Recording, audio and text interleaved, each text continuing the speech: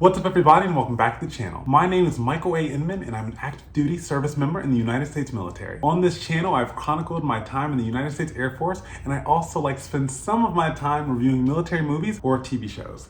In today's video, I'm going to be reviewing Star Trek Beyond, released in 2016. It is the third and seemingly final film in the Star Trek trilogy starting in 2009. Before we jump into my notes from the film, let's of course give you a plot, because it's important to give you that up front, because I don't know if you saw the video before this, but I actually gave it like 3 minutes in, maybe even deeper. I don't know, but I remember going, I should probably let you know what the plot is before I start critiquing it.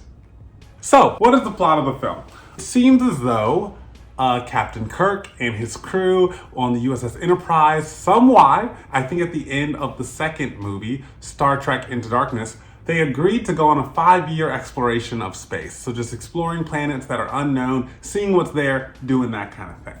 That's a bold ask, but I guess the crew said yes. So they're doing a 5-year thing. While they are doing their thing, they stop at a port Yorktown, and while they are there, they get a distress call, and instead of enjoying their port call, which is like when you're on a long voyage, but the crew get to make port in like a city or something. Think of it like a Singapore or Hawaii or something like that, where you get to make a port call for like 2 or 4 days, and you get to relax and like reset, and then you get back on the ship and continue your voyage. But their port call is totally interrupted because there's a mayday call, and I don't know, the admiral or someone above Captain Kirk says, "Hey, I know you guys just got off your ship, and I know you're trying to unwind, but you are needed. I'm so sorry."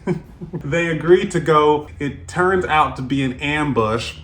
The whole USS Enterprise crashes onto a planet. Everything's a disaster. Eventually we find out the main antagonist, the leader of the group that conducted the ambush, they are trying to get back to Yorktown, which is like a floating town in space. It's part of the Federation, so it's just a floating base. Lots and lots and thousands of people, and that's a very inclusive usage of people. Other species, again, people. They live there, they work there, and lots of different Federation ships stop there to refuel. You get my drift. The plan is to take something from the USS Enterprise, I guess, ship that it ambushed and made crash. Take something from that ship, go back to Yorktown, take over Yorktown, also get rid of everyone there, and then use the Yorktown base ship to attack other US or USS Federation, Space Federation ships along the way. That's the plot. The second question that's important to kind of like address up front is it worth your time? I would say this film was more fun than the second film. It was more colorful than Star Trek Into Darkness. But I don't know, both are just fun movies. I wouldn't say you need to watch any of the three, but if you're looking for good television in the background or a good 2 hours on like Friday or Saturday night, I say watch the movies one day at a time. It's a good time, you're not gonna be upset, and like I said, they're well funded, so they're colorful, a good amount of action, relatively predictable, but don't be upset. Let's get into some of my notes regarding Star Trek Beyond from 2016. So the first note is that one of the main themes of this film is asking yourself as a service member, does serving serve me anymore? Is this a good match still? Do I find fulfillment? Do I feel like things are getting monotonous? Do I feel a transfer to a different type of job in the service would maybe, excite me more, would help refresh my experience a bit? I think anyone serving eventually, whether it be after 4 years, 6 years, or 20 or 30, has to ask, am I still meant to be serving? I think it's important to stay honest with yourself. Sometimes you just need a different base. Sometimes you need a different job, and maybe you should do some kind of transfer or lateral transfer. But sometimes people realize that after 4 years, or let's say 10 years, for example, it's time for a new adventure. And so that's one of the largest themes of this film. Captain Kirk and some of the main crew of the USS Enterprise really asking, are they still supposed to be serving in this way? And or are they supposed to no longer be necessarily on the ship, but maybe serve space fleet in a different capacity. So I think it also relates to, of course, us in this real world, right? Like, if you are serving or will serve, stay in tune with yourself in regards to knowing how long do you want to do it. Maybe you could just say as long as it feels good, right? Or as long as it's fulfilling, or as long as the other benefits that come with military service work out for me. Whatever your why is, stay in tune with if that why is still being met. Because if not, you need to start asking yourself, one, should you still be serving? And two, what comes next? So that's a large theme of the film. Some of the other notes I wrote was when Captain Kirk said that he was experiencing a blurring of one day into the next.